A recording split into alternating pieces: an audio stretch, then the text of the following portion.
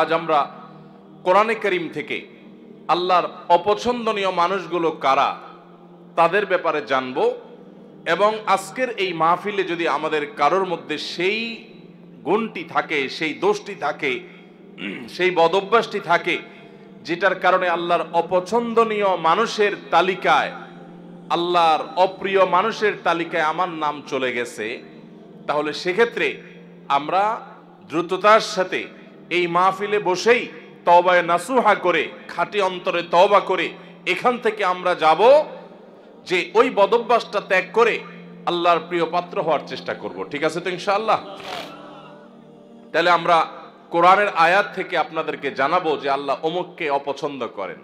আপনি সাথে সাথে টর্চ দিয়ে দেখবেন আপনার মধ্যে সেটা আছে কিনা, আমি সাথে সাথে দেখবো আমার মধ্যে আছে কিনা। যদি দেখি যে আল্লাহর অপছন্দনীয় মানুষদের যে তালিকা আছে তাদের মধ্যে আমিও পড়ে যাই, তাহলে মাহফিল থেকে উঠার আগে আগে এখানে বসেই নিয়ত করে ফেলবো যে এই বদঅভ্যাসটা ছেড়ে আল্লাহর অপছন্দনীয় মানুষের কাতার থেকে আমাকে বের হতে হবে। কারণ আল্লাহর অপছন্দনীয় মানুষের তালিকায় যদি নাম থাকে, এই লোক আল্লাহর সৃষ্টি জগতের সবচেয়ে হতভাগা, সবচেয়ে কপাল পোড়া। কারণ আল্লাহ কাউকে অপছন্দ করেন, ঘৃণা করেন, এর মানে হলো তার ঠিকানা জান্নাত না জাহান্নাম। আজ আমরা কোরআনে কারীম থেকে আল্লাহর অপছন্দনীয় মানুষগুলো কারা তাদের ব্যাপারে জানব। অতএব আল্লাহর অপছন্দনীয় মানুষদের তালিকা জেনে সেই তালিকায় নিজের অন্তর্ভুক্তির কথা যদি আমরা টের পেয়ে যাই, কাল বিলম্ব না করে জানার সঙ্গে সঙ্গে তওবা করব, তওবায়ে নাসুহা করব, খাঁটি অন্তর থেকে তওবা করব যে আল্লাহ আমি এখান থেকে বেরিয়ে এসেছি। আপনি তওবা করে যদি সেটা ছেড়ে দেন এবং ওই বদঅভ্যাস থেকে বেরিয়ে আসেন, আপনি অটোমেটিকলি স্বয়ংক্রিয়ভাবে আল্লাহর অপছন্দনীয় মানুষদের তালিকা থেকে আপনার নাম আপনি কাটায় নিলেন ইনশাআল্লাহ। এরপর কোরআনে আল্লাহর পছন্দনীয় মানুষদের যে তালিকা আছে, আল্লাহ তাআলা ধৈর্যশীলদেরকে ভালোবাসেন। ইন্নাল্লাহা ইউহিব্বুল মুতাওয়াক্কিলিন, তিনি আল্লাহর প্রতি ভরসাকারীদেরকে আল্লাহ ভালোবাসেন। ইন্নাল্লাহা ইউহিব্বুত তাওয়াবিন, আল্লাহ তওবাকারীদেরকে ভালোবাসেন। ওয়া ইউহিব্বুল মুতাতাহিরিন, পবিত্রতা ভালোভাবে অর্জন করে যারা, সুন্দর করে ওযু করে, ভালো করে ফরজ গোসল করে, উত্তম রূপে কাপড় চোপড় পাক সাফ করে, এই মানুষগুলোকে আল্লাহ তাআলা পছন্দ করেন। আল্লাহর পছন্দনীয় মানুষের তালিকাও কোরআনে দেওয়া আছে। আমরা সেই তালিকায় প্রবেশ করতে পারবো যদি অপছন্দনীয় মানুষের তালিকা থেকে নিজেকে বের করতে পারি। সবাই নিয়ত করবো তো ইনশাআল্লাহ? মোহতারাম হাজরিন, 6 নম্বর পারার একেবারে প্রথম আয়াত, এই আয়াতে আল্লাহ রাব্বুল আলামিনের অপছন্দনীয় মানুষদের অপছন্দনীয় কাজের কথা আল্লাহ তাআলা বলেছেন। সর্বপ্রথমে আমরা সেটিকে বলতে চাই। সেটা কি? সেটা হলো কোনো মন্দ কথা, কোনো খারাপ কথা, কোনো বাজে কথা, এটা যদি কেউ প্রকাশ করে বেড়ায়, এটা যদি বলে বেড়ায়, এটা বলি জাহেজ, যেটা যদি জাহির করে বেড়ায়, এটা যদি ছড়াছড়ি করে বেড়ায়, তো এটা আল্লাহ অপছন্দ করেন। কারণ কোনো খারাপ জিনিস যদি ছড়াছড়ি করা হয় তাতে সমাজে ভালো হয় না খারাপ হয়। একটা খারাপ জিনিস যখন খুব বেশি ছড়াছড়ি হয়, মানুষ এটা চর্চা করে, গীবত শিকায়েতের মধ্যে ডুবে, পরনিন্দার মধ্যে ডুবে, মানুষ ধারণা করে এক লাইন জানলে তার সাথে আরো এক লাইন যোগ করে আরেকজনের চরিত্র হনন করে। এই জন্য মন্দ কোনো কিছু পেলেই সেটাকে ছড়াছড়ি করে বেড়ানো, এটা আল্লাহর অপছন্দনীয় কাজ।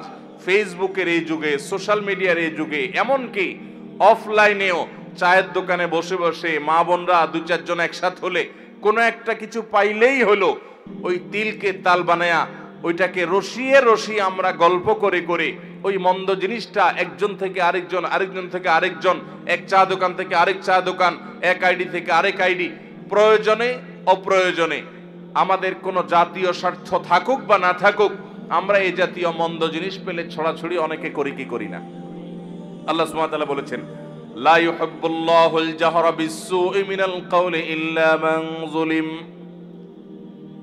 যদি কেউ কোনো খারাপ কথা এটা সে চিৎকার চেঁচামেচি করে বলে বেড়ায়, প্রকাশ করে বেড়ায়, ঘোষণা দিয়ে বেড়ায়, এটার প্রচার করে বেড়ায়, তো আল্লাহ তাআলা এটা পছন্দ করেন না। তবে ইল্লা মান যুলিম, যদি কেউ জুলুমের শিকার হয়, নির্যাতিত হয়, মাজলুম হয়, ওই মাজলুম ব্যক্তি সে যদি মানুষের কাছে প্রকাশ করে বেড়ায় ওই লোকটি আমাকে জুলুম করেছে, আমি অমুক দ্বারা নির্যাতিত হয়েছি, নিষ্পেষিত হয়েছি। এরকম জুলুমের শিকার মানুষ যদি তার জুলুমের কথা বলেন এবং আত্মরক্ষার চেষ্টা করেন, জালিমকে চিহ্নিত করেন, তাহলে সেই মন্দ, সেটাও তো জুলুম করেছে একজন, মন্দ কথা মন্দ কাজ, ওইটার যদি ছড়াছড়ি হয়, ওইটা যিনি শিকার হয়েছেন তিনি যদি প্রচার করেন, অন্যদের কাছে বলেন, তাহলে সেটা আল্লাহর কাছে অপছন্দনীয় না। কারণ সে বেচারা তো নির্যাতিত, সে তো জুলুমের শিকার, সে জুলুম সহ্য কত করবে। যদি সে জালিমকে উপযুক্ত বিচারের মুখোমুখি করবার জন্য সোচ্চার হয়, তাহলে সেটা আল্লাহর কাছে অপছন্দনীয় না। আর এছাড়া যত মন্দ কথা আছে, খারাপ কথা আছে, কিছু একটা পেলেই হলো, বিশেষ করে মানুষের যখন ব্যক্তিগত কোনো দোষ ত্রুটি পাওয়া যায়, আমরা সেটাকে প্রচার করতে খুব মজা পাই, ঠিক না ঠিক? নবী করিম সাল্লাল্লাহু আলাইহি সাল্লাম বলেছেন, তোমার কোন মুসলিম ভাই এমন কোন একটা ভেজালে, বিপদে, ঝামেলাতে পড়েছে যে তার ভুলের কারণে হয়তো মান ইজ্জত যায় এমন একটা জায়গায় বেচারা পড়েছে, চিপায় পড়ে গেছে। এই সময় সে চায় সবাই তাকে যেন সহযোগিতা করে, সাহায্য করে, তার এই দোষটা নিয়ে যেন খুব বেশি বাড়াবাড়ি চর্চা করি যেন না হয়, সেটা চায়। ওই সময় যদি কোনো আল্লাহর বান্দা দাঁড়িয়ে ওই ব্যক্তির ইজ্জতকে বাঁচাবার চেষ্টা করে, যে ভুলে হয়ে গেছে, অথবা এরকম জটিল কিছু না, বেচারাকে একটু তার সম্মানটাকে রক্ষা করার চেষ্টা করে, তাহলে সেক্ষেত্রে যে এই উদ্যোগ নিল একজনের ইজ্জতকে বাঁচাবার জন্য, এই বেচারাও, এই লোকটাও তার জীবনে কখনো যদি এরকম বিপদে পড়ে, তাহলে আল্লাহ সুবহানাহু ওয়া তাআলা তার ইজ্জতকে এইভাবে রক্ষা করবেন। নবী করিম সাল্লাল্লাহু আলাইহি সাল্লাম বলেছেন, মান সাতারা মুসলিমা সাতারাল্লাহু লাহু ইয়াউমাল কিয়ামাহ। যে ব্যক্তি কোনো মুসলমানের দোষ গোপন করবে, কিয়ামতের ময়দানে মানব ইতিহাসের সকল সদস্য, আদম আলাইহিস সালাম থেকে নিয়ে কিয়ামত হওয়া পর্যন্ত আগত সকল মানুষ যখন উপস্থিত থাকবে, সবার সামনে ওই ব্যক্তির দোষটাকে আল্লাহ তাআলা ডেকে এনে গোপন করে দিবেন। আল্লাহ ডেকে কাছে এনে আল্লাহ রাব্বুল আলামিন বলবেন, চাদরে আবৃত, আপনি আল্লাহর কাছাকাছি এসেছেন। আল্লাহ সুবহানাহু ওয়া তাআলা বলবেন, বান্দা তুমি অমুক অমুক গুনাহ যে করেছো, আতাযকুরু যামবা কাযা ওয়া যামবা কাযা, তোমার অমুক অমুক পাপ, অমুক অমুক অনাচার, জুলুম, হারাম কাজ যে করেছো, তোমার কি মনে পড়ে? বান্দা বলবে, আল্লাহ অবশ্যই মনে পড়ে, সব তো প্রমাণ এভিডেন্স সহ আছে আল্লাহর কাছে। তখন আল্লাহ বলবেন, দুনিয়াতে সেটা আমি ঢেকে রেখেছিলাম, মানুষের সামনে প্রকাশ করে নাই। মানুষের সামনে তুমি ভালো ছিলা, কিন্তু তোমার তলে তলে এই দোষ ছিল, আমি ঢেকে রেখেছিলাম, প্রকাশ করি নাই। আজকেও ঢেকে রাখলাম, প্রকাশ করলাম না, তোমাকে মাফ করে দিলাম। আল্লাহর পক্ষ থেকে এই বিশাল বড় নেয়ামতটা ভাই, আপনার, আমার, ওনার আমাদের সবার প্রয়োজন ভাই। আমাদের দোষ ত্রুটি যদি সব আল্লাহ তাআলা প্রকাশ করে দেন, আমরা রাস্তায় চলতে পারবো না। কি বলেন? রাস্তায় চলার উপায় থাকবে? আপনার ছেলে মেয়ের সামনে, আপনার ভাই বোনের সামনে, আপনার মা বাবার সামনে, আপনার বন্ধু বান্ধবের সামনে, আপনার সকল দোষ ত্রুটি, নাড়ি ভুড়ি সব যদি আল্লাহ তাআলা প্রকাশ করে দেন, এক মুহূর্ত পৃথিবীতে টিকা সম্ভব হবে? তাহলে কিয়ামতের ময়দানে আল্লাহ যদি আমাদের দোষ গোপন না করে প্রতিটা দোষ যদি প্রকাশ করেন, এর চাইতে বড় শাস্তি, এর চাইতে বড় আযাব আর কি হতে পারে? সে আযাব থেকে বাঁচার জন্য অন্যতম উপায় এবং মাধ্যম হলো দুনিয়াতে মানুষের দোষ ত্রুটি পেলেই সেটা বলে বেড়ানোর এই মানসিকতা পরিহার করতে হবে। হ্যাঁ, কিছু দোষের প্রচার প্রয়োজন আছে, মানুষকে সাবধান করার জন্য, সতর্ক করার জন্য, সেটাও যতটুকু না করলে নয় ততটুকু। এর বাইরে মানুষের দোষ নিয়ে অহেতুক চর্চা করে বেড়ানো, বিশেষ করে আবারও বলছি, ফেসবুকের এই যুগে, টুইটার, সোশ্যাল মিডিয়ার এই যুগে, টিকটকের এই যুগে, কিছু একটা পেলেই হলো এক শ্রেণীর ভাইরা আছি আমরা ওইটা নিয়ে রাস্তায় ঝাঁপায়া পড়ি। আল্লাহ আমাদের সবাইকে হেদায়েত দান করুন। তাহলে এক শ্রেণীর মানুষের কথা জানলাম, যাদেরকে আল্লাহ তাআলা অপছন্দ করেন, আল্লাহ তাদের পছন্দ করেন না। আল্লাহ বলেছেন, ইন্নাল্লাহা লা ইউহিব, ইন্নাহু লা ইউহিব ওয়া লা ইউহিব্বুল্লাহ। আল্লাহ তাআলা অপছন্দ করেন কাদেরকে? লা ইউহিব্বুল্লাহুল জাহরা বিসসুই মিনাল কওলি ইল্লা মান যুলিম। কোন খারাপ কথা এটাকে যে চিৎকার করে বেড়ায়, প্রকাশ করে বেড়ায়, ঘোষণা দিয়ে বেড়ায়, এটাকে আল্লাহ অপছন্দ করেন। তাহলে কোনো খারাপ জিনিসের ছড়াছড়ি করা যাবে? করা যাবে না। আল্লাহ আমাদেরকে এই হারাম কাজ থেকে, এই নাজায়েজ কাজ থেকে, এই গুনাহের কাজ থেকে বেঁচে থাকার তৌফিক দান করুন। যে গুনাহ যত ভয়াবহ, শয়তান ওইটা আমাদের কাছে তত মজাদার করে দেয়। তাহলে একটা জানলাম আমরা, খারাপ জিনিসের ছড়াছড়ি, খারাপ কথা, খারাপ বিষয়, খারাপ ঘটনা, এগুলার অপ্রয়োজনীয় বিশেষ কোনো স্বার্থ বা যৌক্তিক কারণ ছাড়া ওইটার ছড়াছড়ি আল্লাহ তাআলা পছন্দ করেন না। এক নাম্বার 2, সীমালঙ্ঘনকারীকে আল্লাহ তাআলা পছন্দ করেন না। আল্লাহ বলেছেন ইন্নাল্লাহা লা ইউহিব্বুল মু'তাদিন। আল্লাহ তাআলা সীমালঙ্ঘনকারীকে পছন্দ করেন না। ভাইরা আমার, সীমালঙ্ঘনকারী কারা? সীমালঙ্ঘনকারী হলো ওই ব্যক্তিরা যাদের জন্য আল্লাহ তাআলা সীমানা ঠিক করে দিয়েছেন, সে সীমানা ক্রস করে চলে যায়। আপনি দেখা দিতে পারবেন অমুক অমুক অমুক অমুক নারীর সাথে, যাদের সাথে আপনার রক্তের সম্পর্ক আছে, নিজের স্ত্রী ছাড়া তাদের সাথে আপনি দেখা দিতে পারবেন।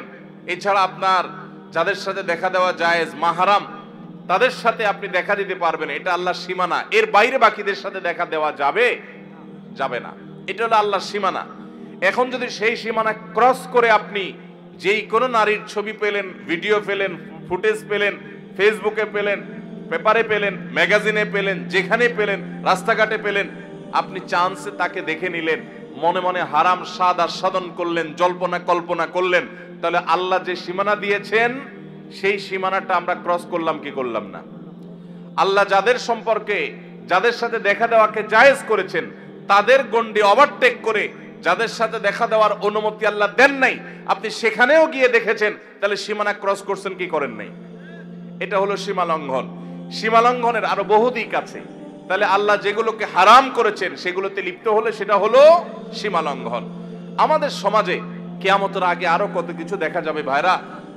যারা সীমা লঙ্ঘন করে তারা বরং উল্টা যারা সীমা লঙ্ঘন করে না তাদেরকে সীমা লঙ্ঘনের কথা অনেক সময় বলে। যেমন আপনি পাবলিক পরিবহনে যাচ্ছেন, একজন যুবক বা দুজন যুবক একসাথে যাচ্ছে, ঝাঁকানাকা গান ফুল ভলিউমে মোবাইলে বাজায় দিয়া নাচতে নাচতে যাচ্ছে।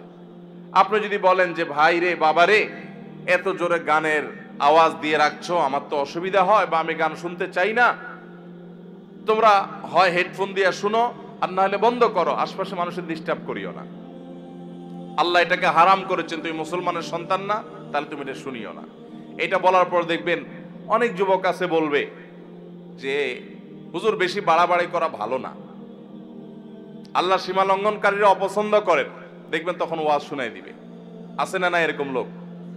আপনি হারাম কাজ থেকে যখন নিষেধ করবেন তখন বলবে হুজুররা বেশি বাড়াবাড়ি করে।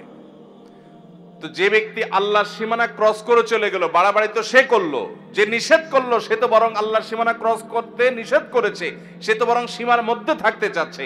অতএব সীমা লঙ্ঘন করা যাবে না, আল্লাহর সীমার মধ্যে থাকতে হবে। ঠিক একইভাবে আল্লাহ যা হালাল করেছেন সেটাও অনেকে হারাম করে, আল্লাহ যা বলেন নাই নিজে থেকে সেটাও অনেকে বলে, এগুলো সবগুলো সীমা লঙ্ঘনের শামিল।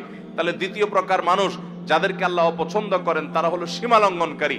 আল্লাহ আমাদেরকে সকল প্রকার সীমা লঙ্ঘন থেকে, আল্লাহর হদ এবং সীমানাকে অতিক্রম করা থেকে আল্লাহ তাআলা আমাদেরকে বেঁচে থাকার তৌফিক দান করুন। তাহলে আল্লাহর কোন সীমানা লঙ্ঘন করব না। নাম্বার 3, যারা খেয়ানত করে, আমানত দিলে আমানত রক্ষা করে না, আমানত নষ্ট করে, পাপিষ্ঠ খারাপ মানুষ, গুনাহ করে বেড়ায়, নাজায়েজ কাজ করে বেড়ায়, কোনো ভয় নাই তার অন্তরে, এই মানুষগুলোকেও আল্লাহ তাআলা পছন্দ করেন না। কোরআনে কারীমে আল্লাহ রাব্বুল আলামিন তাদের সম্পর্কে বলেছেন ইয়ামহাকুল্লাহুর রিবা ওয়া ইউরবিস সাদাকাত। আল্লাহ তাআলা রিবা এটাকে ধ্বংস করবেন, সুদকে ধ্বংস করেন, আর সাদাকাতকে আল্লাহ রাব্বুল আলামিন বাড়িয়ে দেন। ওয়াল্লাহু লা ইউহিব্বু কুল্লা কাফফারিন আযীম। আর সকল আল্লাহ তাআলা অবিশ্বাসীকে, কাফিরকে, বেঈমানকে, আল্লাহর প্রতি যাদের ঈমান নাই তাদেরকে, এবং পাপিষ্ঠ খারাপ মানুষকে আল্লাহ তাআলা অপছন্দ করেন, তাদেরকে আল্লাহ তাআলা পছন্দ করেন না। আল্লাহ তাআলা আরো বলেছেন ইন্নাল্লাহা লা ইউহিব্বু মান কানা খাওয়ানান আযীমা। যারা খেয়ানতকারী, কথায় কথায় খেয়ানত করে মানুষের সাথে, এবং পাপিষ্ঠ অপরাধ করে, কথায় কথায় নাজায়েজ কাজ করে, আল্লাহর ভয় নেই, তার দিল কাঁপে না, এই মানুষগুলোকে আল্লাহ তাআলা অপছন্দ করেন। খেয়ানতকারী আমরা অনেকেই আছি, এমনকি অনেকে আছেন 5 ওয়াক্ত নামাজ পড়েন আবার খেয়ানতকারী। কিভাবে? আপনার কাছে কেউ কোনো টাকা পয়সা রেখেছে, আপনি সেটা ভেঙে ফেলেছেন। এবার যখন যিনি জমা রেখেছেন চেয়েছেন দিচ্ছি দেব করে টালবাহানা করছেন, এই যে আমানত রাখার পরে টাকাটা ভেঙে ফেলেছেন, এটার নাম খেয়ানত। এটার নাম কি? এরকম বহু প্রকারের খেয়ানত আছে। আপনার প্রতিবেশী মেয়ে, তাদের প্রতি আপনি চোখ চুরি করে, আপনি বাঁকা করে তাদের দিকে তাকালেন, তাদের সৌন্দর্য অবলোকন করলেন, চালাকি করে করে দেখলেন, আপনি খেয়ানত করলেন। তিরমিজির হাদিসে আসছে, নবী করিম সাল্লাল্লাহু আলাইহি ওয়াসাল্লাম বলেছেন, ইযা হাদ্দাসার রাজুলু ফালতাফাতা ফাহিয়া আমানা। কেউ আপনার সাথে কথা বললো, কথা বলার পর আরেক দিক ফিরলো, তাহলে আপনার কাছে বলার পর যদি সে বলে ভাই কথাটা কাউকে বলা যাবে না, তাহলে এই কথাটাও আমানত। এই কথাটাও কি? আমানত। আপনি যদি এটা আরেকজনের কাছে বলে বেড়ান তাহলে খেয়ানত হলো, সেটা আমানতের কি হলো? এরকম আমানতের খেয়ানত আমরা অনেকে করি কি করি না। ইমানদার কখনো খেয়ানতকারী হতে পারে না। ইমানদার এরকম বিশ্বাসযোগ্য হবে যে পৃথিবী চলে যাবে, ইমানদারের সততা আদর্শ টলতে পারে না। আজ গোটা দেশে, গোটা দুনিয়াতে এত মুসলমান, কিন্তু বিশ্বস্ত মুসলমান পাওয়া যায়? ভাইরা আমার, আমরা যে নবীর উম্মত, আমরা কি জানি আমাদের প্রিয় নবী সাল্লাল্লাহু আলাইহি সাল্লাম কত বিশ্বস্ত ছিলেন? তিনি নবী হওয়ার আগে মক্কাবাসীর কাছে আলামিন হয়েছেন। কি হয়েছেন? উনি আগে আলামিন হয়েছেন, তারপর কি হয়েছেন? নবী এবং রাসূল হয়েছেন। কিরকম আল আমিন, কি পরিমাণ বিশ্বস্ত ছিলেন? শুধু একটা ঘটনা বলি। উনি যখন মক্কা থেকে মদিনায় হিজরত করতে চলে যাবেন, এই হিজরতের সফরটা কি তার খুব আরামের, খুব আনন্দের, আনন্দ ভ্রমণ টাইপ কিছু ছিল? মক্কার মানুষদের, জালিমদের অত্যাচারে অতিষ্ঠ হয়ে টিকতে না পেরে আল্লাহর অনুমতিতে তিনি মক্কা ছেড়ে মদিনায় হিজরত করতে হয়েছে। যেই এলাকার মানুষের জুলুমে, তাদের নির্যাতনে, নিষ্পেষণে নিজের মাতৃভূমি ছেড়ে চলে যেতে হয়েছে, ওই মানুষগুলো বেঈমান, অনেক কাফের, অনেক মুশরিকরা, তারা নবী করিম সাল্লাল্লাহু আলাইহি ওয়াসাল্লামের প্রতি ঈমান আনে নাই, কিন্তু তারা জানতো মক্কার সবচেয়ে নির্ভরযোগ্য, সবচেয়ে আস্থার উপযুক্ত, সবচেয়ে বিশ্বস্ত মানুষটা হলো মুহাম্মদ সাল্লাল্লাহু আলাইহি ওয়াসাল্লাম। এই জন্য তাদের দামি দামি সম্পদ, সোনা গহনা, টাকা পয়সা, এগুলো তারা মুহাম্মদ সাল্লাল্লাহু আলাইহি ওয়াসাল্লামের কাছে এসে আমানত রেখে যেত। তার প্রতি ঈমান আনতো না, কিন্তু তাকে জানতো যে দুনিয়া উল্টে গেল তার আদর্শ উল্টিবে না, পৃথিবীর সকল ব্যাংকের চাইতে বিশ্বস্ত ব্যাংক হলো তিনি, এই জন্য তার কাছে জমা রেখে যেত। নবী করিম সাল্লাল্লাহু আলাইহি ওয়াসাল্লাম হিজরতের সময় আলী রাদিয়াল্লাহু তাআলা আনহুকে ডেকে বুঝাই দিয়ে গেলেন যে দেখো, রাতের অন্ধকারে আবু বকরকে সাথে নিয়ে উনি তো চলে যাবেন পরিকল্পনা করেছেন, আলী রাদিয়াল্লাহু তাআলাকে রেখে গেলেন, তুমি 3 দিন মক্কায় থাকবা এবং এই যে জিনিসগুলো আছে, এটা অমুকের, এটা অমুকের, এটা তমুকের, এগুলো তাদের কাছে যার যারটা বুঝাই দিবা। এই লোকগুলার জুলুমে অতিষ্ঠ হয়ে মক্কা পার হয়ে যাচ্ছেন, কিন্তু ওই সময়টাতে পর্যন্ত তাদের রেখে যাওয়া আমানতটা তাদের কাছে পৌঁছানোর ব্যবস্থা করতে তিনি ভুলেন নাই। এর নাম হলো মুহাম্মদ সাল্লাল্লাহু আলাইহি ওয়াসাল্লাম। আজ আমাদের অবস্থা কি বলেন? দোকান থেকে বাকি খেলে ওই দোকানের সামনে দিয়ে আর হাঁটি না, অন্য দোকান থেকে নগদ খাই, ওই দোকানের ধারে কাছেও যাই না। এ হলো আমাদের ইমানের অবস্থা, এ হলো আমাদের বিশ্বাসের অবস্থা, এ হলো আমাদের আস্থার অবস্থা। আমরা মনে করি শুধু নামাজ কালাম পড়লে মুসলমান হওয়া যায়। মুসলমান অবশ্যই তাকে বিশ্বস্ত হতে হবে, আস্থাশীল হতে হবে, মুসলমানকে আমানতদার হতে হবে। আমানতের খেয়ানতকারী, মানুষের কথা এর কথা ওর কাছে লাগায়, মানুষের গোপনীয় কথা বলে বেড়ায় এবং মানুষের টাকা পয়সা তসরুপ করে, আমানতের খেয়ানত করে, এই ব্যক্তি কখনো ভালো মুসলমান হতে পারে না। এই জন্য ভাইরা আমার, তৃতীয়ত আল্লাহর কাছে অপ্রিয় ব্যক্তি হলো আমানতের খেয়ানতকারী ব্যক্তি এবং যত প্রকার পাপাচার আছে এগুলোতে লিপ্ত ব্যক্তি। 4 নম্বর, জালিম, অত্যাচারী, অবিচারী। আল্লাহ তাআলা তাদের সম্পর্কে বলেছেন, ইন্নাহু লা ইউহিব্বুজ জালিমিন, নিশ্চয় আল্লাহ রাব্বুল আলামিন জালিমদেরকে কখনো পছন্দ করেন না। অনেক লোক আছে দেখবেন, নামাজ পড়ে, রোজা রাখে, হজ করে, দান সাদাকা করে, ওয়াজ নসিহত করে, ওয়াজ নসিহত শুনে, কোরআন তেলাওয়াত করে, তাসবিহ তাহলিল করে। অনেক মহিলারা, মা বোনরা আছেন, তারা পর্দা পুশিদাও করে, কিন্তু আবার অন্যের প্রতি জুলুমও করে। আছে না নাই? শাশুড়ি তসবিহ হাত থেকে নামে না, কিন্তু ছেলের বউর উপর অত্যাচার করে। আছে না নাই? নিজের মেয়েটার শরীরটাতে তাও দেয়, আর আরেকজনের মেয়েকে পুত্রবধূ করে আনছে, তাকে খাটাতে খাটাতে পাগল বানায় ফেলায়। আছে না নাই? নিজের মেয়েটার কোনো দোষ চোখে পড়ে না, কিন্তু পরের মেয়েটার শুধু দোষ না গুণটাও দোষের মতো দেখে। আছে না নাই? অনেক শ্বশুর আছেন কপালে দাগ পড়ে গেছে সিজদা দিতে দিতে, কিন্তু জুলুম করেন, নানাভাবে জুলুম করেন। জমিতে যখন তিনি চাষাবাদ করতে যান আরেকজনের আইল ঠেলেন, জমি বাড়ান। আছে না নাই? ভাইরা আমার, অনেক ভাইরা আছি আমরা দুর্বল পেলে, গরিব মানুষ পেলে তাদের উপরে চড়াও হই, তাদের উপরে অত্যাচার করি, তাদের হক নষ্ট করি, তাদের উপরে জুলুম করি। মনে রাখবেন, জুলুম এত ভয়াবহ অপরাধ, এত ভয়াবহ অপরাধ, কিয়ামতের ময়দানে কোন চতুষ্পদ জন্তু তারা কি আমাদের মতো তাদের আমলের কোনো হিসাব নিকাশ হবে? গরু, ছাগল, হাঁস, মুরগি, যত রকমের আল্লাহর সৃষ্টি আছে মানুষ ছাড়া, জিন ছাড়া, তাদের কোনো হিসাব নিকাশ হবে? আল্লাহ তাআলা হাঁস মুরগিকে বলবেন যে কি পরিমাণ খাইছো, হালাল খাইছো না হারাম খাইছো, হিসাব দিয়ে যাও। এরকম কোন কথা আছে কোরআন হাদিসে? হাঁস মুরগি যদি আরেকজনের ঘরে যায়া তার প্লেট থেকে ভাত খেয়ে চলে আসে, কিয়ামতের ময়দানে আল্লাহ তাদেরকে জাহান্নামের শাস্তি দিবেন এমন কোন কথা আছে? কারণ তাদের এইসব হিসাব নিকাশ নাই, এগুলো হবে মানুষের। কিন্তু ভাইরা আমার, জুলুম এরকম একটা অপরাধ, এরকম একটা গুনাহ, জীবজন্তু পশু পাখিরাও যদি একজন আরেকজনের প্রতি জুলুম করে, কিয়ামতের ময়দানে শুধু ওই একটা অপরাধের বিচার তাদের হবে।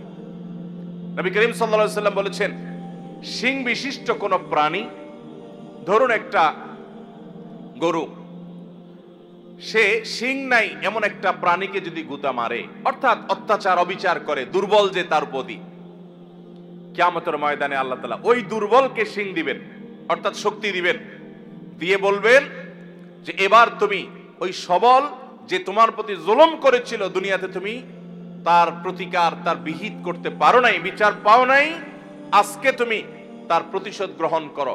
একই মাপের গুতা তাকে মেরে তার শাস্তি, তার প্রায়শ্চিত্ত তুমি নিশ্চিত করো, বুঝিয়ে দাও। তাদেরকে সৃষ্টি করবেন আবার আল্লাহ তাআলা। পশু পাখি এমনি তো মৃত্যুর পর মাটির সাথে মিশে যাবে, কিন্তু যারা জুলুম করেছে ওই পশু পাখিগুলোকে, ওই প্রাণীগুলোকে আল্লাহ তাআলা আবার জীবিত করবেন। জালেমকেও, মাজলুমকেও, যে জুলুম করেছে তাকেও, যার প্রতি জুলুম করা হয়েছে তাকেও। এরপরে ওই প্রাণীদের মধ্যে পর্যন্ত যে নির্যাতিত হয়েছে তাকে দিয়ে আল্লাহ তাআলা জালিম এবং নির্যাতনকারী, অবিচারকারী, অত্যাচারী ওই প্রাণীটিকে পর্যন্ত আল্লাহ তাআলা শাস্তি দিবেন। এরপরে বলবেন কোন তোরাবা, যাও তোমরা মাটি হয়ে যাও। এবার মাটির সাথে তারা মিশে যাবে, তাদের না জান্নাত আছে না জাহান্নাম আছে। ভাইরা আমার, জুলুম এত ভয়াবহ অপরাধ, এত ডেঞ্জারাস বিষয় যে আল্লাহ সুবহানাহু ওয়া তাআলা পশু পাখিদের কোনো হালাল হারামের বাজ বিচার করবেন না, তাদের অন্য কোন বিষয়ের কোনো হিসাব নিকাশ নেবেন না। কিন্তু তারাও যদি জুলুম করে আল্লাহ রাব্বুল আলামিন এইভাবে পাকড়াও করবেন। তাহলে মানুষ হয়ে যদি আপনি কারোর প্রতি জুলুম করেন, কারোর প্রতি অবিচার করেন, কারোর প্রতি অত্যাচার করেন, আপনি নিশ্চিত থাকেন, আপনি যত ইবাদত বন্দেগী করেন, আপনি যত তাসবিহ তাহলিল করেন, আপনি যত ওয়াজ মাহফিল শুনেন, আপনি যত লম্বা লম্বা কথা বলেন, আপনি যত নেক আমল করেন না কেন, জালিম এবং অত্যাচারীর অত্যাচার অবিচারের বিচার হওয়া ছাড়া আল্লাহ তাআলা একটি কদম কিয়ামতের ময়দানের সামনে যেতে দিবেন না। ভাইরা আমার, নবী করিম সাল্লাল্লাহু আলাইহি সাল্লাম বলেছেন, সেদিন আসার আগে নিজেদের মধ্যকার দেনা পানা, কাউকে জুলুম করেছো, কাউকে গালি দিয়েছো, কারোর প্রতি অবিচার করেছো, এগুলোর বিচার, এগুলোর বিহিত, এগুলোর ক্ষমা চাওয়া, এগুলো সব ঝামেলা চুকায় নাও সেদিন আসার আগে, যেদিন কেউ কারোর কোনো উপকারে আসবে না, কেউ কাউকে ছাড় দিবে না। ভাইরা আমার, নবী করিম সাল্লাল্লাহু আলাইহি সাল্লাম সাহাবীদেরকে জিজ্ঞাসা করেছেন, আতাদরুনা মানিল মুফলিস, তোমরা কি জানো সবচেয়ে বড় ভিখারি কে? সাহাবীরা বললেন, আল মুফলিসু ফিনা মাল্লা দিনার লাহু ওয়ালা দিরহামা। হে আল্লাহর রাসূল, যার কোনো টাকাও নাই, পয়সাও নাই, আমরা জানি সেই সবচেয়ে ভিখারি, সেই সবচেয়ে হতভাগা। নবীজি সাল্লাল্লাহু আলাইহি সাল্লাম বলেছেন, সে সবচেয়ে বড় হতভাগা না রে, আসল হতভাগা, এর চাইতে বড় হতভাগা হলো যে দুনিয়াতে অনেক নামাজ কালাম পড়েছে, অনেক কোরআন খতম করেছে, অনেক রোজা রেখেছে, অনেক দান সাদাকা করেছে, অনেক ওয়াজ মাহফিলে হাজির হয়েছে, অনেক ওয়াজ মাহফিল শুনেছে, অনেক ওয়াজ মাহফিলের ভলান্টিয়ারি করেছে, অনেক ওয়াজ মাহফিলে টাকা পয়সা দিয়েছে, অনেক অনেক ভালো কাজ করেছে, বাবা মার কথা শুনেছে, অনেক ভালো কাজ করেছে, কিন্তু সে কাউকে জুলুম করেছে, কেউ কাউকে গালি দিয়েছে, সে কাউকে ধাক্কা দিয়েছে, কারো হক মেরেছে, কারো টাকা মেরেছে, জুলুম করেছে। কিয়ামতের ময়দানে সকল পাওনাদার হাজির হবে, একজন একজন করে সবার পাওনার বিচার আল্লাহ করবেন। এবং ওই দিন তার তো আর টাকা পয়সা দেওয়ার মতো থাকবে না। ওই পশু পাখিদের মতো আল্লাহ তাআলা বলবে না তুমিও একটা ধাক্কা দিয়ে দাও। আল্লাহ তাআলা তার নেকামল যেগুলো কষ্ট করে সে আনছে ওইগুলো পাওনাদারকে দিয়ে বুঝে বিদায় করবেন। এভাবে দিতে দিতে তার নেকামল শেষ হবে, পাওনাদার শেষ হবে না। এবার পাওনাদারদের পাপের বোঝা তার মাথায় দিয়ে তারপর তাকে জাহান্নামে নিক্ষেপ করবেন। অনেক আমল করে, অনেক আমলের পাহাড় নিয়ে হাজির হওয়ার পরও এরকম খালি হাতে জাহান্নামে অন্যদের আযাব, অন্যদের গুনাহের বোঝা নিয়ে মাথায় জাহান্নামে যারা যাবে, নবী সাল্লাল্লাহু আলাইহি সাল্লাম বলেছেন এরা হলো সৃষ্টি জগতের সবচেয়ে হতভাগা, সবচেয়ে কপাল পোড়া, সবচেয়ে ভিখারি, সবচেয়ে অভাবী। এই রিক্ত এরকম অসহায় মানুষগুলো তারাই হবে যারা দুনিয়াতে জুলুম করে জুলুমের বিহিত করা ছাড়া দুনিয়া থেকে গেছে। আল্লাহ তাআলা আমাদেরকে জুলুম থেকে বেঁচে থাকার তৌফিক দান করুন। আল্লাহ তাআলা হাদিসে কুদসিতে বলেছেন ইন্নী হারামতু যুলমা আলা নাফসি, ও বান্দারা, আল্লাহ বলছেন যে আমি নিজের প্রতি নিজে জুলুমকে হারাম করে দিয়েছি। ওয়ামা রাব্বুকা বিযাল্লামিল লিল আবিদ, তোমাদের রব তার কোন বান্দার প্রতি কোন প্রকার জুলুম করবেন না, কোন প্রকার জুলুম করবেন না। আল্লাহ বলেছেন আমি নিজের প্রতি নিজে জুলুমকে হারাম করে দিয়েছি, অতএব তোমরাও একে অন্যের প্রতি খবরদার জুলুম করবে না। আমরা অনেকে আছি জুলুমকে কোনো বিষয় মনে করি না। কত জালিম, কত অত্যাচারী, কত মানুষের চোখের পানি ফেলছে, কত মানুষের কষ্টের কারণ হচ্ছে। বিশেষ করে আমার যুবক ভাইদেরকে বলতে চাই, সে সকল ভাইদেরকে, বোনদেরকে বলতে চাই যাদের গায়ে জোর আছে, যাদের শক্তি আছে, বল আছে, পাওয়ার আছে, ক্ষমতা আছে, দাপট আছে, টাকার জোর, ক্ষমতার জোর, কলমের জোর, হাই হ্যালোর জোর আছে, এই জোরের চোটে যার সাথে আপনার শত্রুতা আছে তার গোষ্ঠী উদ্ধার করলেন, তাকে দমন করলেন, তাকে মামলা দিলেন, তাকে হামলা দিলেন, তাকে জেল জুলুমের শিকার করলেন, তাকে নানাভাবে কষ্ট দিলেন। মনে করছেন আল্লাহ তাআলা দেখছেন না? মনে করছেন আল্লাহ তাআলা ভুলে যাবেন? আপনার রব লা ইয়াদিল্লু ওয়া লা ইয়ানসা, তিনি কোনো কিছু ভুলে যান না। আপনি আপনার রবকে এরকম মনে করবেন আল্লাহ তাহসাবান্নাল্লাহা গাফিলা, জালিমরা যা করছে এগুলো সম্পর্কে আল্লাহ উদাসীন, কিছুই দেখছেন না, এরকমটি মনে করবেন না। আল্লাহর কসম, প্রতিটি জুলুমের বিচার কিয়ামতে আল্লাহ তাআলা অবশ্যই করবেন। ভাইরা আমার, কয়েকজন যুবক যখন একসাথ হয়, দুই যুবক একসাথে যখন রিকশা উঠে, রিকশাওয়ালা বেচারা একটু থেকে আধটু যদি করে, একটু বেশ কম করে, বাপের বয়সী হলেও যায় কলার ধরতে। কারণ দুই দোস্ত একসাথে আছে, কলেজে পড়ে, শরীরে একটা ভাব চলে আসে, ঠিক না ভাই? ঠিক। আপনি যে রিকশাওয়ালাকে একটা ধাক্কা দিয়ে গেছেন, একটা ঘুষি, একটা থাপ্পড়, একটা গালি দিয়ে চলে গেছেন, বেচারা তো ভয়ে কিছু বলে নাই, কলেজের ছাত্র মারবে, কয়েকজন একসাথে আছে, কিছু বলে নাই। ভাই, আপনি কি জানেন এই রিকশাওয়ালাকে আপনি এক সময় টর্চ লাইট দিয়ে খুঁজে আর পাবেন না। 10 বছর 20 বছর পরে যখন আপনার এই অপরাধের কথা স্মরণ হবে যে আমি তো আমার যৌবনে কলেজে পড়াকালীন সময় একজন রিকশাওয়ালার প্রতি অবিচার করেছিলাম, জুলুম করেছিলাম, এখন একটু মাপ চাই, ওই চেষ্টা করলেও তো খুঁজে আর লোকটাকে বের করতে পারবেন না। আপনি বের করতে পারেন না দেখে কি আল্লাহও বের করতে পারবেন না?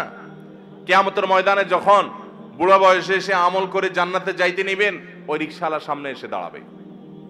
অতএব কারোর প্রতি কোন প্রকার জুলুম করব না ইনশাআল্লাহ। শয়তানের প্ররোচনায় প্ররোচিত হয়ে যদি কারোর প্রতি জুলুম হয়ে যায়, ভাইরা আমার, তাহলে সাথে সাথে যখনই সম্বিত ফিরে আসবে, ঈমানি চেতনা জেগে উঠবে, সাথে সাথে বিলম্ব না করে তার কাছে করজোড় করে মাপ চাইবেন। ভাই, অন্যায় হয়ে গেছে, আমাকে মাফ করে দেন। ভাই, আমি আপনাকে একটু শক্ত কথা বলে ফেলেছি, আল্লাহর ওয়াস্তে মাফ করে দেন। আপনি যদি দুনিয়াতে মাপ চেয়ে নেন, আপনার লেটা চুকে গেল, মামলা খালাস হয়ে গেল। না হলে মনে রাখবেন, হাজার হাজার এরকম জুলুমের মামলা আপনার বিরুদ্ধে দায়ের হয়ে আছে, কিয়ামতের ময়দানে কোনো আমল কিন্তু কুলাবে না। বেশি আমল করতে পারেন আর না পারেন, অনেক তাসবিহ তেলাওয়াত করতে পারেন আর না পারেন, অন্তত কোনো মানুষের প্রতি কখনো জুলুম করবেন না। ঠিক আছে তো ইনশাআল্লাহ? যুবক ভাইরা, শক্তিকে নিয়ন্ত্রণ করব তো ইনশাআল্লাহ? কয়েকজন বন্ধু একসাথে যখন বাসে উঠেন, কন্ট্রাক্টর বেচারা যা ভাড়া দেয়, 5-6 জন কলেজের ছাত্র, ইউনিভার্সিটির ছাত্র একসাথে থাকলে দেখলে আর বেশি বাড়াবাড়ি করে না। যদি বেশি বাড়াবাড়ি করে, চোখ গোরানি দিলে বেচারা মনে করে থাক, জান বাঁচাই। আছে না নাই? 10 টাকা 20 টাকা 50 টাকা কম দিয়ে চলে আসলেন, বেচারা ভয়ে কিছু বলে নাই। আপনি মনে করছেন শেষ এখানে, এই মামলা এখানে শেষ নাকি এখান থেকে শুরু? এই মামলা ফাইল হয়ে গেছে আল্লাহর আদালতে, আপনি টেরও পান নাই। কিয়ামতের ময়দানে এটা খোলা হবে। ভাইরা আমার, জুলুমের বিচার শুরু হলে রক্ষা হবে না। এই জন্য জুলুম থেকে বাঁচবো তো ইনশাআল্লাহ। আয-যুলমু যুলুমাতুন ইয়াওমাল কিয়ামা, কিয়ামতের দিন জুলুম বহুমুখী অন্ধকার হয়ে আসবে। শ্বশুর বৌমার প্রতি, শাশুড়ি বৌমার প্রতি, বা বৌমা, আজকাল অনেক সময় অনেক বৌমা শ্বশুর শাশুড়ির প্রতি জুলুম করে। অনেক বৌমা দেখা যায় দেবর ননদদের প্রতি জুলুম করে, স্বামীকে তাদের সঙ্গে মিশতে দেয় না, টাকা পয়সা দিতে দেয় না, তারা জুলুম করে। আবার অনেক সময় দেখা যায় শ্বশুর শাশুড়ি বৌমার উপর জুলুম করে, প্রতিবেশীর উপরে জুলুম করে, মালিক অধীনস্থের উপরে জুলুম করে, অধীনস্থ মালিকের প্রতি জুলুম করে, বাপ সন্তানের প্রতি জুলুম করে, সন্তান বাবার প্রতি জুলুম করে, ভাই বোন পরস্পরের প্রতি জুলুম করে, কাস্টমার মালিক দোকানদারের প্রতি, দোকানদার কাস্টমারের প্রতি, এরকম নানা শ্রেণী পেশার মানুষ শাসক প্রজাদের প্রতি, প্রজারা শাসকদের প্রতি জুলুম করে কি করে না? আল্লাহ আমাদের সব ধরনের জুলুম থেকে বেঁচে থাকার তৌফিক দান করুন। তাহলে 4 নম্বর, আল্লাহর অপ্রিয় অপছন্দনীয় মানুষ হলো জালেম। আমরা জানলাম আমার মধ্যে যদি জুলুম থাকে আমি আজকেই তওবা করব, আল্লাহ আমাদেরকে তৌফিক দান করুন। নাম্বার 5, অহংকারী, দাম্ভিক। অহংকারী মানুষকে আল্লাহ তাআলা অপছন্দ করেন। আল্লাহ তাআলা বলেছেন, ইন্নাল্লাহা লা ইউহিব্বু মান কানা মুখতালান ফখুরা, যারা গর্ব করে বেড়ায়, অহংকার করে বেড়ায়, এই মানুষগুলোকে আল্লাহ তাআলা পছন্দ করেন না। আল্লাহর ঘৃণিত, আল্লাহর অপছন্দনীয় মানুষেরা যারা অহংকার করে। আমাদের সমাজে এরকম অহংকারের রোগ আমাদের অনেকের মধ্যে আছে, সেটাকে আমরা রোগ মনে করি না, ওইটাকে আমরা আত্মসম্মান মনে করি। আত্মসম্মান না, অহংকার এক জিনিস আর আত্মসম্মান আরেক জিনিস। আপনি নিজেকে বড় করলেন, বড় মনে করলেন, ভাবসাব নিয়ে রাস্তাঘাটে গেলেন, একটু বড় লোকের ছেলে, ক্ষমতাবান মানুষের ছেলে, আপনার চলাফেরার ভিতরে একটু ভাবসাব আসলো, বাকিদেরকে মানুষ মনে করলেন না, এটা হলো অহংকার। এই অহংকারটা আমাদের মধ্যে আছে না নাই? কারোর কাছে জ্ঞানের অহংকার আছে, কারোর কাছে পয়সার অহংকার আছে, কারোর ক্ষমতার অহংকার আছে, কারোর নাম যশ খ্যাতির অহংকার আছে। ও মালিক, আপনি আমাদের অন্তরকে অহংকার থেকে ধুয়ে মুছে পরিষ্কার করে দিন। যার অন্তরে বিন্দু পরিমাণ, জাররা পরিমাণ অহংকার থাকবে, সরিষার দানা পরিমাণ অহংকার থাকবে, ওই ব্যক্তিকে আল্লাহ রাব্বুল আলামিন জান্নাতে প্রবেশ করা হারাম করে দিয়েছেন। নো এন্ট্রি, তার জান্নাতে প্রবেশের কোনো সুযোগ নেই। ভাইরা আমার, আল্লাহর হাবিব সাল্লাল্লাহু আলাইহি সাল্লাম আল্লাহর কাছে বিনয়ী হওয়ার জন্য দোয়া করেছেন। আমাদেরকে বিনয়ী হওয়ার চেষ্টা করতে হবে। আমাদের নবীজি সাল্লাল্লাহু আলাইহি সাল্লাম বিনয়ী ছিলেন। বিনয়ী মানুষকে আল্লাহও ভালোবাসেন, বান্দারাও ভালোবাসেন, মানুষও পছন্দ করে। নরম মানুষ, ভদ্র মানুষ, বিনয়ী মানুষ। অহংকারী, দাম্ভিক এবং খুব বেশি গর্ব করে বেড়ায়, দাপট দেখায় বেড়ায়, এই মানুষগুলোকে মানুষও পছন্দ করেন না, আল্লাহও পছন্দ। অতএব মাটির মানুষ হব, চলাফেরায়, আচার আচরণে, কথায় যেন কোনো অবস্থাতে অহংকার প্রকাশ না হয়। আল্লাহ রাব্বুল আলামিন হাদিসে কুদসিতে বলেছেন, অহংকার হলো আমার চাদর। আল্লাহ বলছেন, এই অহংকার যদি কেউ করে তাহলে সে আমার চাদর নিয়ে টানাটানি করে, আর যে আমার চাদর নিয়ে টানাটানি করে আল্লাহ রাব্বুল আলামিন তাকে ছিঁড়ে ফেলবেন, তাকে জাহান্নামে নিক্ষেপ করবেন, তার জন্য জান্নাত হারাম। অতএব অহংকার করা যাবে না। আল্লাহ আমাদেরকে বিনয়ী হওয়ার তৌফিক দান করুন। 6 নম্বর হলো, যারা সমাজে ফাসাদ সৃষ্টি করে, ফাসাদ সৃষ্টি করে। ফাসাদের মধ্যে সবচেয়ে বড় ফাসাদ অনেক মুফাসসিরদের মতে কাবিরা গুনাহ যারা লিপ্ত হয়, শিরকে যারা লিপ্ত হয়, শিরক করে, এটা বড় ফাসাদ। ঠিক একইভাবে দুনিয়াতে শান্তি নষ্ট করে যারা, দেখবেন অনেক লোক আছে দাঙ্গা হাঙ্গামা, গন্ডগোল, ফাসাদ, মারামারি, কাটাকাটি, এগুলোই তাদের ভালো লাগে, ফাসাদ করতে ভালো লাগে, শান্তি ভালো লাগে না। আল্লাহ বলেছেন, ইন্নাল্লাহা লা ইউহিব্বুল মুফসিদিন, আল্লাহ তাআলা ফিতনা এবং ফাসাদকারী মানুষকে পছন্দ করেন না। এটা হলো 6 প্রকারের মানুষ, 6 নম্বর প্রকার। 7 নম্বর হলো ওই সমস্ত মানুষগুলো যারা অহমিকা দেখায়, অহংকার করে, আগে যে ফখর করে, গৌরব করে, বড়াই করে বেড়ায়, তাদেরই মতোই, সেটারই আপনার আল্লাহ রাব্বুল আলামিন ভিন্নভাবে প্রকাশ করেছেন, ইন্নাহু লা ইউহিব্বুল মুস্তাকবিরিন, যারা ইস্তিকবার করে, যারা সত্যকে অস্বীকার করে, অহমিকা বশত মানতে চায় না, আল্লাহ তাআলা তাদেরকে পছন্দ করেন না। 8 নম্বর হলো যারা দুনিয়া পেয়ে এত খুশি হয়ে যায় যে মনে হচ্ছে সে জান্নাত হাতের কাছে পেয়ে গেছে। মানে দুনিয়াদার যখন খুব মারাত্মক পর্যায়ের হয়, তখন দুনিয়া পেলেই সে শুধু খুশি হয়, বাস তার কাছে আখিরাতের কোনো দাম নাই। মনে রাখবেন, দুনিয়ার কোনো নেয়ামত পেলে খুশি হওয়াটা দোষের না, কিন্তু আনন্দে আত্মহারা হয়ে গেলেন এটার মানে হলো আপনার অন্তরে দুনিয়া ভরে গেছে। কথা কি বুঝাতে পারছি? অনেক লোক আছে দেখবেন যে দুনিয়ার কোনো অর্জন হলে খুশিতে একদম বাগবা, সে লাফালাফি, মনে হচ্ছে জান্নাত পেয়ে গেছে। আবার দুনিয়ার যদি কোনো ক্ষতি হয়ে যায় সে এমন ভাবে ভেঙে পড়ে মনে হচ্ছে তার সব শেষ হয়ে গেছে। এটা কোনো মুসলমানের চরিত্র না। ইমানদারের চরিত্র হলো দুনিয়া অর্জন হচ্ছে, আলহামদুলিল্লাহ, আল্লাহ শুকর আদায় করলাম, এত আহামরি খুশির কিছু নাই, কারণ আমি তো এখনো জান্নাত পেয়ে যাই নাই। ঠিক না ভাই? ঠিক। আমি যে খুশি হয়েছি এই খুশি হওয়াটা আমার 16 কলায় পরিপূর্ণ হতো, এই খুশি হওয়াটা আমার পূর্ণতা পেত যদি আল্লাহ আমাকে জান্নাতের ঘোষণা দিতেন। কোরআনে আল্লাহ বলেছেন, ফামান যুহজিহা আনিন নারি ওয়া উদখিলাল জান্নাতা ফাকাদ ফাজ, যাদেরকে জাহান্নাম থেকে আস্তে আস্তে দূরে সরানো হবে আর কিয়ামতের দিন জাহান্নাম থেকে তাকে মুক্ত ঘোষণা করা হবে, জান্নাতে যখন প্রবেশ করানো হবে, এই ব্যক্তি আসল সাকসেস, আসল সফল হয়ে গেল। তার এই সফলতা আর কখনো ব্যর্থতায় পর্যবসিত হবে না। এই হলো আসল সাকসেস এবং সফল মানুষ। ভাইরা আমার, সেই সফল, সেই সার্থক মানুষ আমাদেরকে হতে হবে এবং তার জন্য চেষ্টা করতে হবে।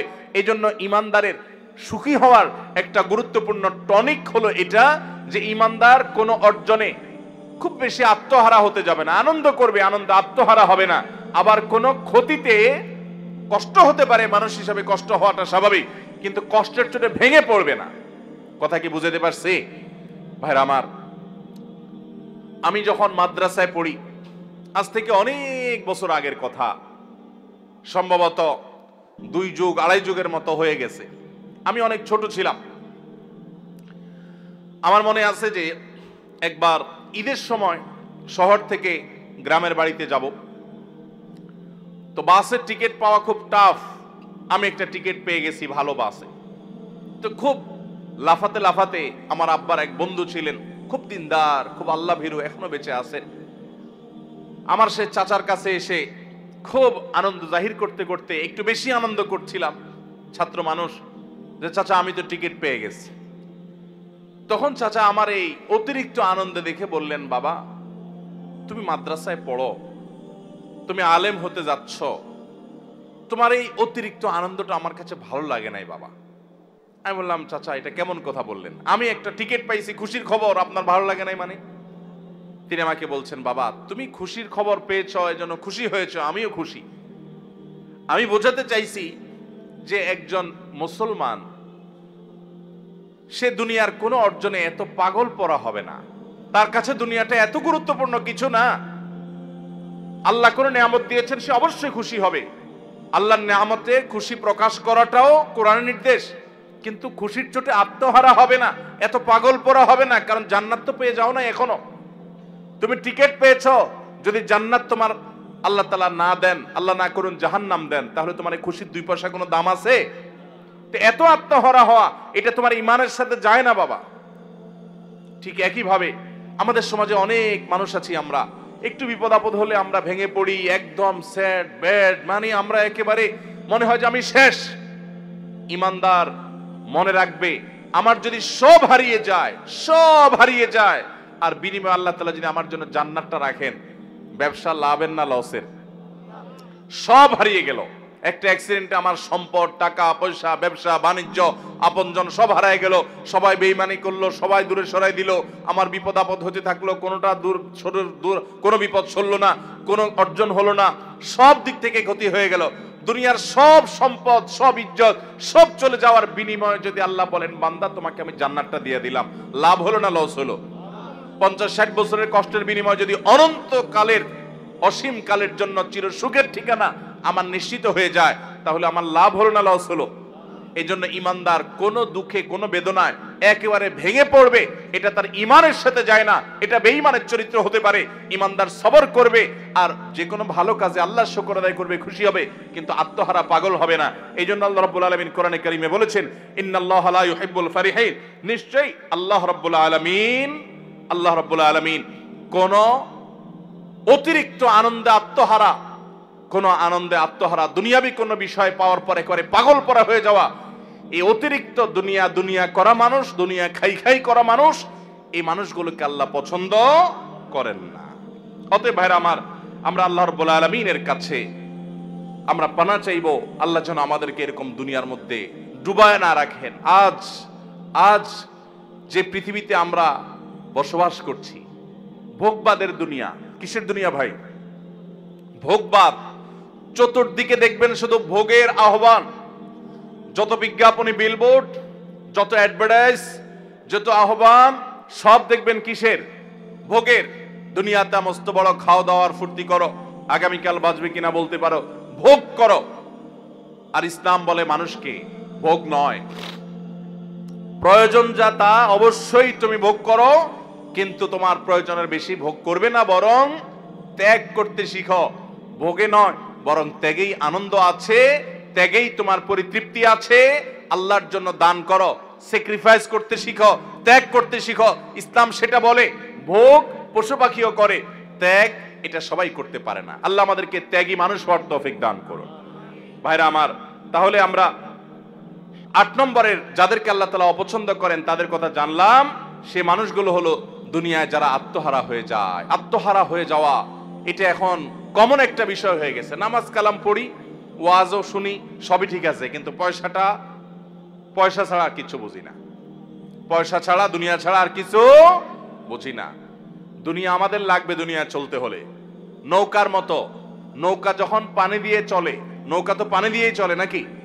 পানি দিয়ে নৌকা চলে, পানি ছাড়া নৌকা চলবে? দুনিয়া ছাড়া আমরাও এরকম দুনিয়াতে চলতে পারবো? দুনিয়াতে চলতে হলে দুনিয়ার দরকার আছে, টাকা পয়সা, রিজিক, থাকার জায়গা, এগুলো দরকার আছে।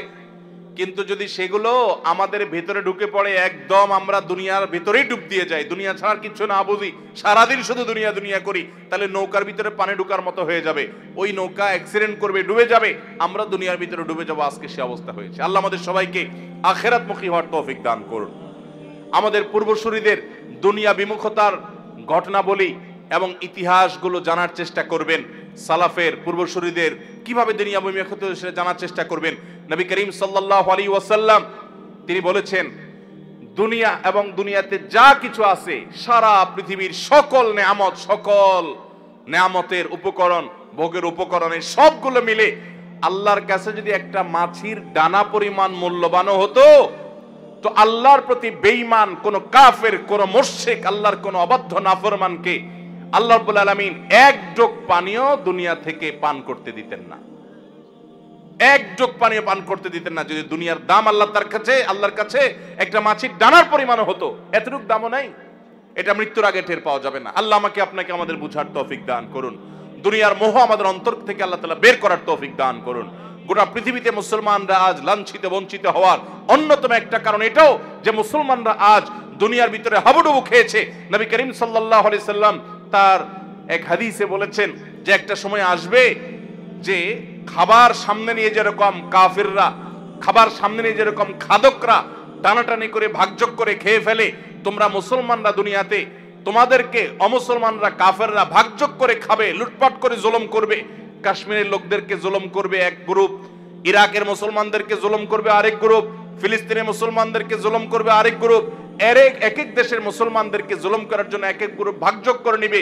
খাদকরা খাবার যেরকম টেনে ছিঁড়ে একজন আরেকজনে এক একটা নিয়ে আরেকজনকে আরেকটা দিয়ে তারা এরকম খায়, ঝাঁপায় পড়ে, তোমাদের উপর এরকম ঝাঁপায় পড়বে। সাহাবায়ে কেরাম বলেছিলেন, ইয়া রাসূলুল্লাহ, সেদিন আমাদের সংখ্যা কম হবে, সেজন্য নবীজি বলেছেন, না, লা বাল আনতুম ইয়াউমা ইদিন কাসীর, তোমরা সেদিন অনেক থাকবে। ওয়ালাকিন্নাকুম গুসাউন কাগুসাইস সাইল, কিন্তু পানির উপরে, বানের পানিতে যেরকম খড়কুটা ভাসে, তোমাদের দাম সেরকম হবে। অমুসলিমদের অন্তর থেকে তোমাদের ভয় তুলে দেওয়া হবে। সেটা কি কারণে হবে? নবী করিম সাল্লাল্লাহু আলাইহি ওয়াসাল্লাম বলেছেন, হুব্বুদ দুনিয়া ওয়া কারাহিয়াতুল মউত, তোমরা মরণকে ভয় করবে। মুসলমান মরণকে এত ভয় করবে না, মৃত্যু হলে তো আমার আল্লাহর সাথে সাক্ষাতের সৌভাগ্য হবে। এবং দুনিয়ার মোহ তোমাদের ভিতরে এমন ভাবে ঢুকে পড়বে যে তোমাদের অবস্থা এরকম হবে। মুসলমান যেদিন দুনিয়ার মোহকে ছুঁড়ে ফেলতে পারবে, সেদিন মুসলমান আবারও দুনিয়াকে জয় করবে। সাহাবায়ে কেরাম তাদের সামনে বিভিন্ন সম্রাটদের স্বর্ণখচিত রাজমুকুট মসজিদে নববীর সামনে এনে ফেলে রাখা হতো। সাহাবায়ে কেরাম দেখে দেশের সাথে ঠাট্টার সাথে তাকাতেন, উষ্ঠা মারতেন, ওইটাকে দাম দিতেন না। কারণ তারা জানতেন দিন শেষে এটা দুনিয়া, এর একটা শেষ আছে। মুসলমানের দৃষ্টিতে অনেক গভীরে, অনেক দূরে, সে তো জান্নাত পর্যন্ত দেখে, দুনিয়ার এই সামান্য নজর না। আল্লাহ আমাদের সবাইকে সেরকম মানুষ হওয়ার তৌফিক দান করুন। সেজন্য সাহাবীরা গোটা দুনিয়া শাসন করেছেন, গোটা দুনিয়া তাদের পদতলে এসেছে। আজ দুনিয়া খাই খাই করে দেখে আল্লাহ মুখিতার বিপরীতে, আখিরাত মুখিতার বিপরীতে দুনিয়া মুখিতা আজ আমাদেরকে গ্রাস করে ফেলেছে। এজন্য কাফের মুশরিকরা গোটা পৃথিবীকে ভোগবাদী করে তোলার অপচেষ্টা লিপ্ত। তারা জানে মুসলমানদেরকে ভোগবাদী করতে পারলে মুসলমানদেরকে পদানত করা যাবে, হয়েছেও তাই। এজন্য দুনিয়া, অন্তর থেকে দুনিয়ার মোহকে আমাদেরকে বের করতে হবে। আল্লাহ তাআলা সেজন্য বলেছেন ইন্নাল্লাহা লা ইউহিব্বুল ফারিহিন, অতিরিক্ত দুনিয়া নিয়ে খুশি হওয়া, অতিরিক্ত দুনিয়ার মোহে নিজে হাবুডুবু খেয়ে দুনিয়ার জন্য পাগল পরা হওয়া মানুষ, এগুলোকে আল্লাহ তাআলা পছন্দ করেন না। 9 নম্বর যে মানুষগুলোকে আল্লাহ পছন্দ করেন না তারা হলো অপচয়কারী। আল্লাহ বলেছেন ইন্নাহু লা ইউহিব্বুল মুসরিফিন। অপচয় আমাদের মধ্যে আছে না নাই? অপচয় এখন অনেকেই আমরা করি। আমরা মনে করি যে পয়সা করে কিছু হলেই বোধহয় একটু অপচয় না করলে আমার ধনী এবং বড়লোকগিরি জাহির হয় না। অথচ ইমানদার কখনো অপচয় করতে, আল্লাহ তাআলা কোরআনে কারিমে আমাদেরকে বলেছেন যে আল্লাহর নেককার বান্দাদের বৈশিষ্ট্য, ইবাদুর রহমানের বৈশিষ্ট্য হলো ওয়াল্লাযীনা ইযা আনফাকু লাম ইউসরিফু ওয়া লাম ইয়াকতুরু ওয়া কানা বাইনা যালিকা কাওয়ামা।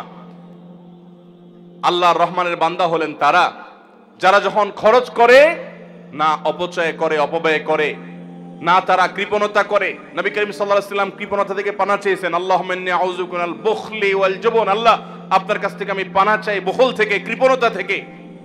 আল্লাহ রাব্বুল আলামিন আমাদেরকে মধ্যমপন্থী হওয়ার তৌফিক দান করুন।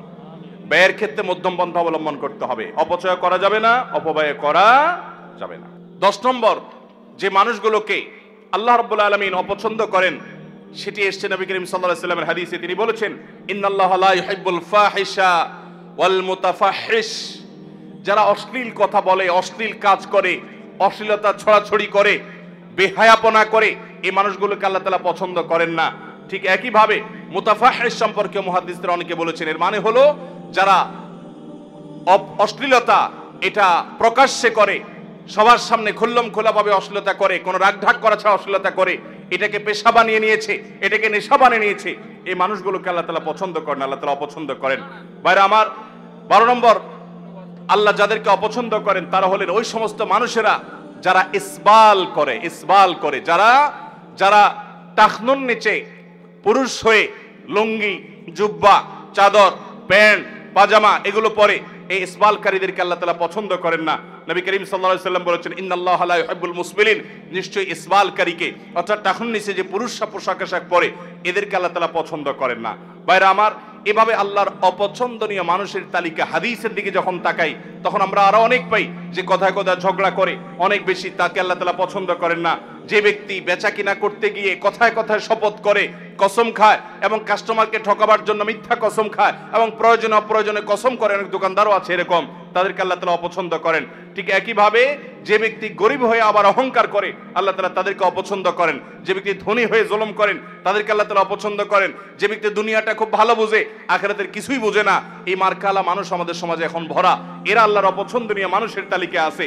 আল্লাহর অপছন্দনীয় মানুষের তালিকা এরকম খুঁজলে আমরা আরো অনেক পাবো কোরআন এবং হাদিসের আলোকে। আমরা কোরআন থেকে এবং নবী করিম সাল্লাল্লাহু আলাইহি ওয়াসাল্লামের হাদিস থেকে আল্লাহর অপছন্দনীয়, আল্লাহ যাদেরকে ঘৃণা করেন, অপছন্দ করেন সে মানুষগুলোর তালিকা জানলাম। আল্লাহ যাদের অপছন্দ করেন তারা কোথায় যাবে? জান্নাতে না জাহান্নামে? আল্লাহর অপছন্দের মানুষগুলো কি জান্নাতে যাওয়ার সুযোগ আছে? তাহলে আমাদেরকে মন্দ কথার ছড়াছড়ি এটা থেকে বেরিয়ে আসতে হবে। এই গুনাহের কাজ করা যাবে না, এটাকে শিল্পে পরিণত করা হয়েছে আজকাল সোশ্যাল মিডিয়াতে, এবং সীমা লঙ্ঘন করা যাবে না। সীমা লঙ্ঘন কি সেটা আবার বুঝতে হবে। হারামকে যদি কেউ ওভারটেক করে যায় সেটা সীমা লঙ্ঘন। আল্লাহ যা বলেন নাই সেটাও যে বলে সে সীমা লঙ্ঘন করে। ঠিক একই ভাবে কোনো খেয়ানত করা যাবে না, আমানতের খেয়ানত করা যাবে না, আমানত রক্ষা করতে হবে। পাপিষ্ঠদের আল্লাহ তাআলা অপছন্দ করেন। জুলুম করা যাবে না, জালিমদের আল্লাহ অপছন্দ করেন। অহংকার করা যাবে না, তাদেরকে আল্লাহ অপছন্দ করেন। ফাসাদ সৃষ্টি করা যাবে না, তাদেরকে আল্লাহ অপছন্দ করেন। অহমিকা বশত সত্য অস্বীকার করা যাবে না, তাদেরকে আল্লাহ অপছন্দ করেন। এবং দুনিয়ার মোহে আচ্ছন্ন হয়ে এটার জন্য পাগল পরা হওয়া যাবে না। আল্লাহ তাআলা এরকম দুনিয়া পাগল মানুষগুলোকে অপছন্দ করেন। ভাইরা আমার, অশ্লীলতা যারা করে, রাগঢাক না করে যারা অশ্লীলতাকে শিল্পে পরিণত করেছে, বেহায়াপনাকে যারা শিল্পে পরিণত করেছে, এই মানুষগুলো আল্লাহ অপছন্দের এবং ঘৃণার। আল্লাহ তাআলা আমাদেরকে আল্লাহর অপছন্দের সকল তালিকায় যত মানুষ আছে আল্লাহ তাআলা সে সমস্ত বদভ্যাসওয়ালা মানুষগুলো থেকে আল্লাহ তাআলা আমাদেরকে বেরিয়ে আসার তৌফিক দান করুন। সবাই এই সমস্ত বদভ্যাসগুলো ছাড়বো তো ইনশাআল্লাহ? আল্লাহর প্রিয় পাত্র হওয়ার চেষ্টা করবো তো ইনশাআল্লাহ?